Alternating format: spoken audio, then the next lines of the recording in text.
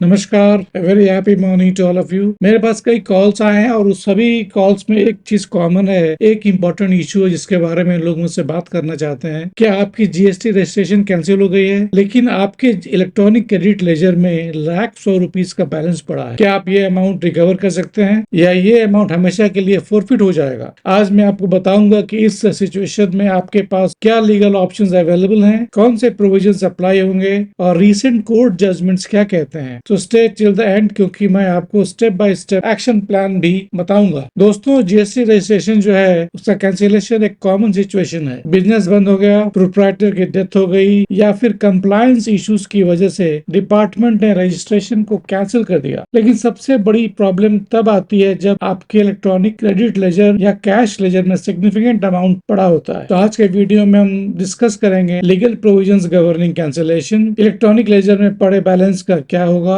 Revocation की possibility है कि नहीं है, फाइनल रिटर्न फाइलिंग के क्या रिक्वायरमेंट्स हैं और इम्पोर्टेंट केस लॉज और जुडिशियल प्रेसिडेंट्स। इसके बाद मैं आपसे ये भी डिस्कस करूंगा कि step by step action plan है वो क्या करना होगा ऐसे सिचुएशन को डील करने के लिए। तो पहले समझते हैं कैंसिलेशन का legal framework. Section 29 of CGST act 2017 cancellation के लिए रिस्पॉन्सिबल है। रजिस्ट्रेशन कैंसिल हो सकती है जब फॉलोइंग रीजंस हो। किन किन सिचुएशंस में आपके जो रजिस्ट्रेशन हो कैंसिल हो सकते हैं? एक होता है वॉलंटरी कैंसिलेशन, जिसके अंदर आता है बिजनेस का डिसकंटिन्यूएशन। दूसरा ट्रांसफर, अमलगमेशन या merger. Third is death of proprietor. Fourth is की no longer liable to be registered. इसके अलावा एक होता है, इसको हम कहते हैं सू मोटो कैंसिलेशन, जो कि डिपार्टमेंट करती है। ये कौन कौन से सिचुएशन में ऐसा होता है? तो सबसे पहला सिचुएशन वही है कि नॉन फाइलिंग ऑफ रिटर्न। अगर कंपोजिशन डीलर है उनके लिए 3 महीने का रिटर्न फाइल नहीं किया। अगर रेगुलर टैक्स पेयर है तो उनके लिए 6 मंथ्स का रिटर्न फाइल नहीं किया। ऐसे सिचुएशन में जो डिपार्टमेंट है वो टैक्स पेयर के रजिस्ट्रेशन को कैंसिल कर देती है। दूसरा है फ्रॉड, विलफुल मिसस्टेटमेंट और suppression of facts. Number 3 is contravention of GST provisions. Number 4 है वॉलंटरी रजिस्ट्रेशन होल्डर ने 6 महीने में बिजनेस स्टार्ट नहीं किया। नेक्स्ट आता है कि आपका जो डिक्लेयर्ड प्लेस ऑफ बिजनेस है वहां से आप बिजनेस नहीं कर रहे हो। ऐसे सिचुएशंस में डिपार्टमेंट सू मोटो आपके रजिस्ट्रेशन को कैंसिल करती है। सेक्शन 29 सबसेक्शन 3 क्लियरली कहता है कि कैंसिलेशन से टैक्स पेयर की लायबिलिटी खत्म नहीं होती है। ऐसा नहीं कि आपका रजिस्ट्रेशन कैंसिल हो गया तो आपकी सारी लायबिलिटीज खत्म हो गई, ऐसा नहीं होता। जो भी आपकी लायबिलिटी है कैंसिलेशन से पहले या बाद की, वो टैक्स पेयर को पे करना ही पड़ेगा। ही हैज टू पे। सरकार का पैसा लेकर के कोई भाग नहीं सकता। अब हम नेक्स्ट आते हैं काफी इंपॉर्टेंट, इसी के कंटिन्यूएशन में एक रिटर्न है, इसको कहते हैं जीएसटीआर 10, जो कि एक फाइनल रिटर्न होता है। इसका मैंडेटरी कंप्लायंस है। मतलब अगर आपका रजिस्ट्रेशन कैंसिल हो गया है तो टैक्स पेयर को जीएसटीआर 10 फाइल करना अनिवार्य है उसके लिए। सो जीएसटीआर 10 फाइलिंग इज मैंडेटरी। अगर इसका प्रॉपर कंप्लायंस नहीं होता है तो फिर प्रॉब्लम आ सकती है। तो अगर किसी टैक्स पेयर का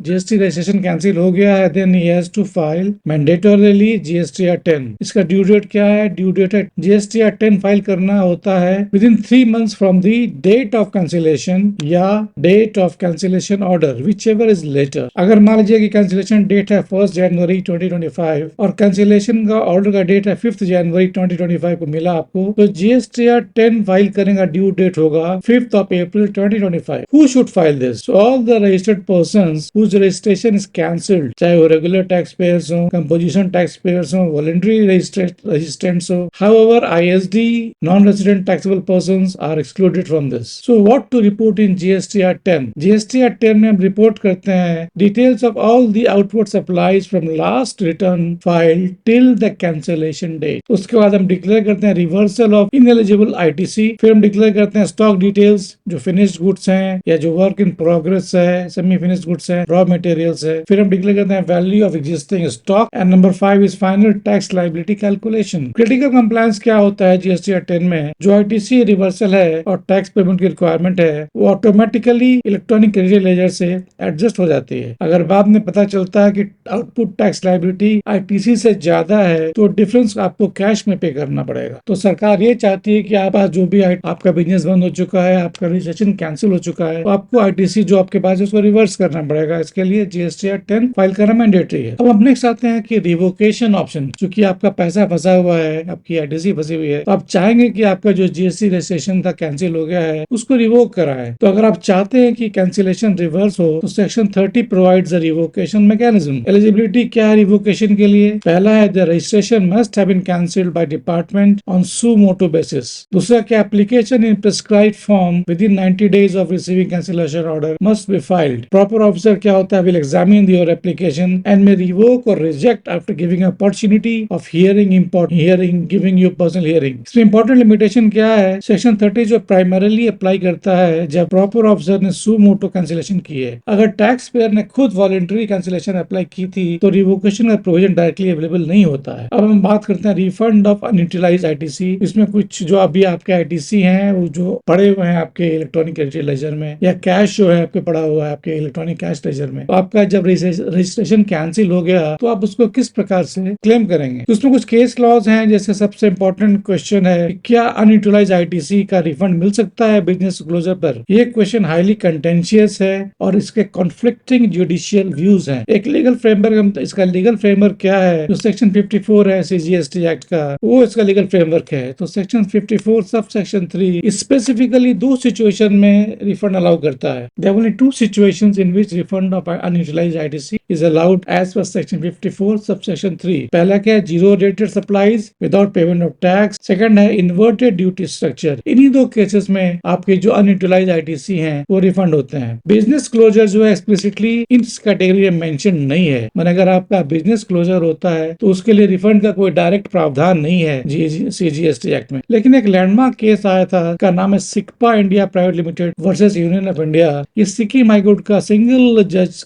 बेंच का डिसीजन था जो आया था जून 2025 में। इसका फैक्ट क्या थे? सिक्का इंडिया ने सिक्किम में मैन्युफैक्चरिंग ऑपरेशंस डिसकंटिन्यू किया था। After ITC reversal on capital goods 4.37 crore का अनयूटिलाइज्ड आईटीसी बैलेंस था उनके ईसीएल में। कंपनी ने section 49 subsection 3 subsection 6 read with section 54 के अंदर रिफंड क्लेम किया। डिपार्टमेंट का स्टैंड क्या था? डिपार्टमेंट ने ऑफ कोर्स इसको रिजेक्ट किया। उसका स्टैंड क्या था कि सेक्शन 54 सबसेक्शन 3 वो सिर्फ दो स्पेसिफिक सिचुएशंस को कवर करती है, बिजनेस क्लोजर उसमें इंक्लूडेड नहीं है, इसलिए रिफंड इनएडमिसिबल है। पिटिशनर ने आर्गुमेंट दिया कि कोई एक्सप्रेस स्टैट्यूटरी बार नहीं है, कहीं ऐसा लिखा हुआ नहीं है कि ऐसे केस में रिफंड नहीं मिलेगा। Tax retention without authority of law impermissible है। उन्होंने रिलाई किया कर्नाटका हाई कोर्ट की एक जजमेंट था जो कि Slovak India trading company case था, उसमें उससे सिमिलर केस था, उसमें सेनवेट के रिजीम का केस था, उसको उन्होंने मेंशन किया और सिंगल जज ने डिसीजन दिया। हाई कोर्ट ने पिटिशनर के फेवर में डिसाइड किया। कोर्ट ने होल्ड किया कि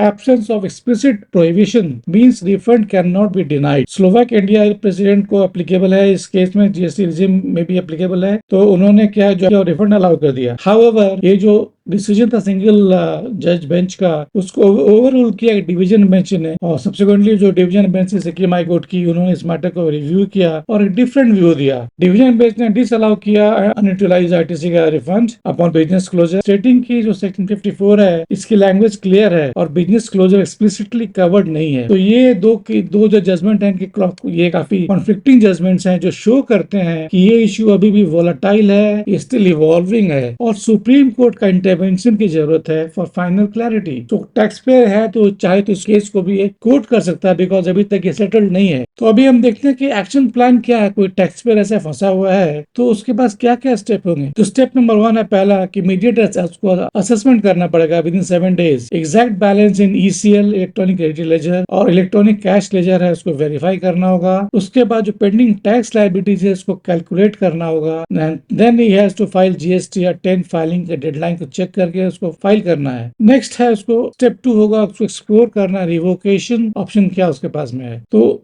अगर विद इन 90 डेज है वो फाइल कर सकता है revocation application which can be further extended for 180 days on sufficient cause to be shown। अगर कमिश्नर सेटिस्फाइड है then he can allow the extension of time, फिर वो रिवोकेशन के लिए अप्लाई कर सकता है। तो उनको सेक्शन 30 के अंदर जो टैक्स पेयर है वो अपनी एक रिवोकेशन एप्लीकेशन फाइल करता है, सपोर्टिंग डॉक्यूमेंट्स प्रिपेयर करता है। अगर रिवोकेशन सक्सेसफुल हो जाता है तो आईटीसी को सेक्शन 16 सबसेक्शन 6 के अंदर वो क्लेम किया जा सकता है, उसके लिए कोशिश कर सकता है। तो स्टेप 3 क्या होगा? जीएसटी 10 आपने फाइल किया with in 3 months of cancellation. उसके बाद complete all pending liability calculations को करना है। इलेक्ट्रॉनिक क्रेडिट लेजर बैलेंस से मैक्सिमम एडजस्टमेंट करें against legitimate liabilities. Timely filing action है तो अवॉइड फर्दर कॉम्प्लिकेशंस। फिर आपको रिफंड एप्लीकेशन फाइल करना है। सेक्शन 54 के अंदर जाएं और एक RFD 01 फाइल करें under section section 54। Category select करना है आपको any other under section 49 sub section 6। Strong legal grounds को आर्टिकुलेट करना है। रिलाई करना है सिप्का इंडिया सिंगल जज के डिसीजन को और स्लोवाक इंडिया प्रेसिडेंट को। इस बात को एक्नॉलेज करें कि हाँ ये जो जजमेंट है इस पे कॉन्फ्लिक्टिंग व्यूज हैं, लेकिन आपको आर्ग्यू करना है फॉर टैक्स पेयर फ्रेंडली